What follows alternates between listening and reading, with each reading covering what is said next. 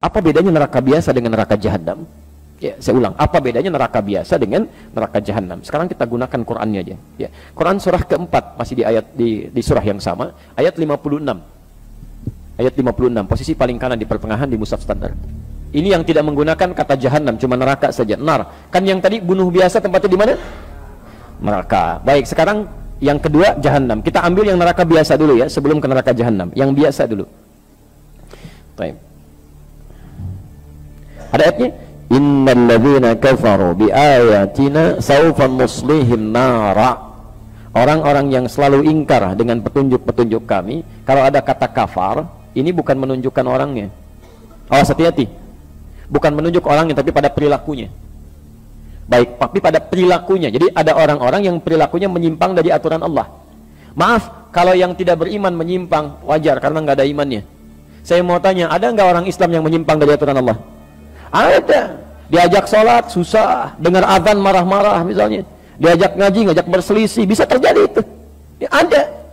Nah, kalau ada orang-orang seperti ini, tiba-tiba banyak amal salahnya, sedikit amal solehnya, di akhirat nanti timbangan amal salahnya lebih banyak, amal solehnya sedikit, dimasukkan ke dalam neraka. Perhatikan, neraka tingkat paling ringan, di situ ada jahanamnya enggak? Tidak, disebutkan nar saja. Apa siksaannya? Perhatikan kalimatnya, saufan nuslihim nara, maka kami akan tarik, nusli itu tarik ubun-ubunnya, dicelupkan ke dalam neraka. Disiksa paling ringan di neraka itu adalah saat seseorang sudah dihisab tempatnya neraka, itu ubun-ubunnya ditarik tuh, yang paling ringan. Dari kata nusli, ya, tasla naran hamiyah, gitu kan? Ada disebutkan, ada sebagian tempat yang disebutkan. Jadi kalau ada kata asla yusli, nusli, itu ubun-ubun yang ditarik begini. Maaf Pak ya, puncak kemuliaan manusia itu ada di mana ya? Di kepalanya. Makanya kalau ada orang-orang kan mau diseret dalam urusan dunia untuk merendahkan dia, kepalanya ditarik kan. Saat kita ingin bersujud kepada Allah, kita turunkan kepala kita untuk menunjukkan bahwa ini puncak penghambaan yang paling tinggi. Maka ketika di akhirat nanti, maaf kalau dalam urusan dunia Anda pernah diseret, yang tahu cuma teman dunia saja. Anda diseret di Bekasi misalnya sama orang-orang yang tidak berperikemanusiaan, diseret kepalanya, yang tahu cuma orang Bekasi. Tapi saat Anda diseret misalnya di akhirat nanti, itu dibuka semua alam langit dan bumi melihat Anda. Ini rupanya manusia ini diseret di bawah tuh, ubun-ubunnya ditarik begini. Ya. Dan nusli yang kedua, asla yusli itu bisa berarti sesuatu yang dicelupkan dan diangkat kembali. Pernah bikin teh celup? Teh celup pernah? Halo? Ya, teh celup itu kan masukkan, angkat begini ya, masukkan, angkat. Nah ini neraka yang paling ringan siksaannya, diambil ubun-ubunnya, dicelupkan ke neraka, angkat begini, celupkan, angkat. Jadi ada malaikat yang memang tugasnya cuma celup, angkat gitu. Ya, bukan angkat biasa, bukan celup biasa. Kullama nadijat juluduhum, begitu dicelupkan begini, hancur semua tubuh plus dengan kulitnya. Kenapa di sini disebutkan kulit? Ya, kulit sebagai perwakilan dari seluruh anggota tubuhnya, karena kulit ini bagian dari indera perasa yang sangat tajam, ya, pekat. Ya, jadi kalau kulitnya ini diibaratkan dengan lukisan kulit di sini, seakan-akan bahasanya bukan kulit. Kalau ingin terjemahkan lebih luas, seakan-akan ingin mengatakan, maaf, ketika masuk ke neraka ini, itu sakitnya menjalar ke seluruh bagian organ tubuh. Bukankah saat kulit itu kena, kemudian yang lain merasakan? Ya. Maka kata Allah, saya akan buat rasa nih, ketika dicelupkan semua organ tubuhnya merasakan. Jelas ya? Tapi nggak sampai situ, begitu hancur semuanya. Ya, perhatikan, baddalnahum juludan ghairaha, diangkat lagi, sembuh lagi, celupkan, hancur lagi, angkat, sembuh lagi. Baik, informasi saja. Fi yaumin kana miqdaruhu alf sanatin mimma ta'udun. Dalam seharinya malaikat naik hitungannya sampai dengan 1000 tahun. Sehari sama dengan 1000 tahun. Baik, jadi kalau ada orang, maaf, masuk ke neraka itu, neraka biasa sehari aja, itu hukumannya sama dengan 1000 tahun di dunia. 1 detiknya sama dengan kurang lebih 48 hari. Jadi kalau ada yang dicelupkan 1 detik aja ke neraka biasa, sedetik aja, celup sedetik, itu sakitnya sama dengan 48 hari. Angkat lagi, celup lagi 1 detik, 48 hari. Angkat lagi, celup lagi 1 detik, 48 hari. Itu neraka biasa. Kalau nggak percaya silahkan aja. Ya. Itu kan diinformasikan supaya kita menghindarinya, bukan terlibat di dalamnya. Ini kan aneh ini, diinformasikan masih mau terlibat di dalamnya juga. Makanya kata para ulama, manusia ini memang agak aneh itu. Bahkan sekarang kalimat aganya jadi semakin hilang, pada aneh. Ya. Ingin masuk surga, tapi selalu melakukan perbuatan yang menjauhkan dia dari surga. Ingin menghindari neraka, tapi senantiasa mengerjakan perbuatan yang menjerumuskan dia ke dalam neraka, kan aneh. Sudah sadar akan meninggal, Bapak Ibu, ada yang tidak meninggal di sini? Allah. Ya, akan meninggal. Kapan meninggalnya? Ya, bisa terjadi kapan saja. Hari ini mungkin. Nah, ini yang paling aneh. Sudah tahu akan meninggal dan kapan saja bisa terjadi, masih bermain-main dalam kehidupannya. Dan masih sempat berbuat maksiat gitu. Makanya kata para ulama, kalau Anda ingin terjaga dari keburukan, selalu ingin baik, coba rasakan setiap terfikir berbuat yang tidak baik, rasakan seketika akan meninggal. Ini ada minuman, bukan minuman Anda. Begitu Anda mau ambil begini, nantilah saya bilang nanti sekalian. Rasakan, begitu Anda ambil, Anda mau teguk itu, malaikat maut datang menjemput Anda. Itu insya Allah akan selalu dijaga, Pak. Anda masuk ke kantor sendirian, di ruangan kantor, mau tanda tangan proyek itu kan, yang nilainya miliaran, tapi dengan cara yang salah, haram. Padahal sholatnya dikerjakan, ikut ta'lim juga, godaan tidak biasa. Bayangkan ketika tanda tangan itu, malaikat maut datang menjemput Anda.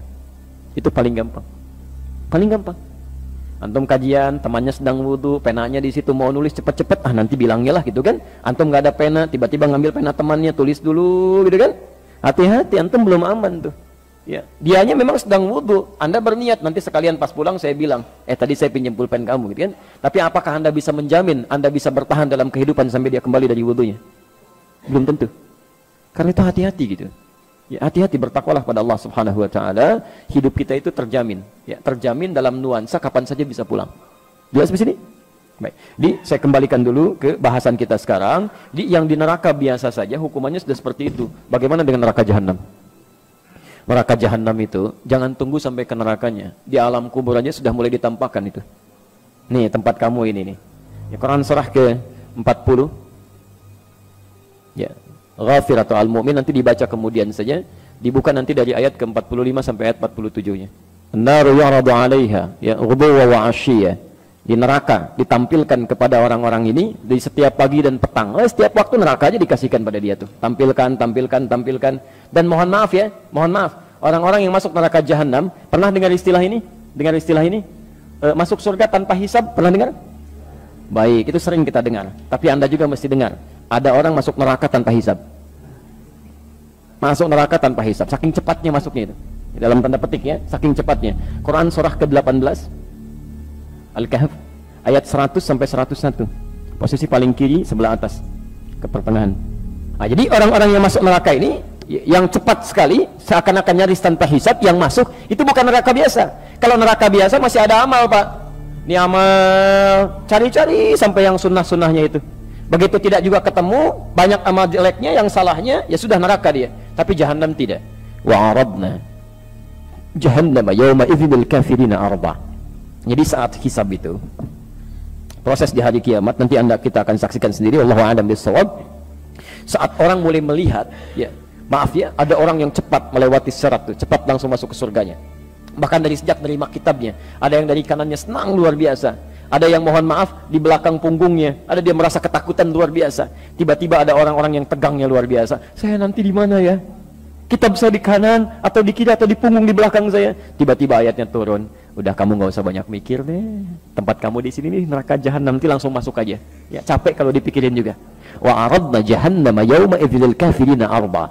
Pada saat itu ketika orang sibuk memikirkan hisab, kami tampilkan pada golongan ahli neraka jahanam. Tempat kamu akan di sini. Nggak usah banyak mikir, nanti langsung ke sini aja. Udah bayangkan tuh. Siapa orang-orang ini? Ayat 101-nya. Ternyata bukan cuma kafir di sini, bukan cuma orang tidak beriman saja. Ada orang-orang beriman yang sulitnya luar biasa. Alladzina kanat a'yunuhum fi ghita'in an dzikri, yaitu orang-orang yang matanya ya, sulit sekali mendapati petunjuk saya, sulit digunakan ingat kepada saya. Kalimat zikir itu segala kegiatan yang mengingatkan kita kepada Allah. Wa kanu la yastati'una sam'a, bahkan telinganya sulit dengar itu. Ada orang sudah mengatakan Islam, dengar azan Allahu Akbar, Masya Allah. Ada orang masih telat, yang ini malah marah-marah. Kenapa azannya dekat rumah saya? Oh, Masya Allah. Yang jadi masalah kenapa rumah Anda dekat dengan suara azan? Ya. Ini kan aneh ini. Ya. Anda dengar panggilan manusia biasa aja, kenapa dengar panggilan Allah jadi marah-marah? Coba Anda, Pak Ibu sekalian, ini kan ditujukan untuk orang yang sholat, bukan untuk saya. Masya Allah, gitu kan. Anda pernah ke bandara? Halo? Di airport ya? Baik, ada panggilan di situ? Baik, panggilan siap-siap, panggilan pesawat nomor sekian. Maaf, kadang-kadang yang dipanggil Anda atau orang lain? pesawat Garuda dengan penerbangan sekian siap-siap, padahal Anda mau naik batik misalnya, yang dipanggil orang lain, tapi kan Anda nggak marah, kedengaran Anda juga, suaranya kencang juga gitu kan. Maaf teman-teman sekalian, kenapa panggilan dunia orang biasa-biasa saja, panggilan Allah bisa pada sewot tuh ya? Kan pada aneh orang-orang ini ya. Nah tapi yang paling indah adalah dipanggil lewat panggilan, belum mau datang juga, saking sayangnya Allah. Ini yang paling indah, Allah itu tidak akan membiarkan seorang hamba kembali ke akhirat kecuali dia telah mendapatkan petunjuk sampai ke puncaknya. Kalau telinganya nggak bisa dengar, barangkali matanya masih mau lihat. Dia nggak mau ke masjid, belum ke masjid, tiba-tiba diperlihatkan di depan matanya orang mulai berangkat. Dari orang dewasa, anak kecil, orang sudah mulai masuk ke masjid, dia masih betulin mobil begini gitu kan, mulai lewat, Pak, Assalamualaikum, Waalaikumsalam, nggak dilihat juga begini, lewat sampai anak kecil, Om masjid yuk, udah nanti Om nyusul, Masya Allah, ke masjidnya enggak gitu kan. Orang-orang seperti ini yang sulit diingatkan saat di dunia, itu akan langsung disebutkan, udah neraka jahanam, kalau dia tidak bertobat selama hidupnya. Nah sekarang perhatikan sini, orang yang membunuh ini, kalau ada niat pembunuhan dalam dirinya, maka tempatnya paling minimal di neraka biasa dengan siksa seperti tadi. Kalau itu direncanakan, maka tempatnya di neraka jahanam, khalidan fiha, nggak akan pernah keluar dari situ, kekal di dalamnya. Nggak akan cukup sampai situ. Kalau dia tidak bertobat, wa ghadiballahu alaihi, dan Allah akan murka kepada orang itu. Maaf ya, kalau Anda dimurkai orang Bekasi, pindah aja ke tempat lain, gampang. Tapi kalau Allah murka dengan Anda mau lari kemana? Nggak mudah gitu. Wala'anahu, nggak cukup dilaknat oleh Allah, dilaknat gitu. Hati-hati. Kalau sudah dilaknat oleh Allah, wa'adda lahu azaban, bukan azab biasa, tapi azab yang berlipat.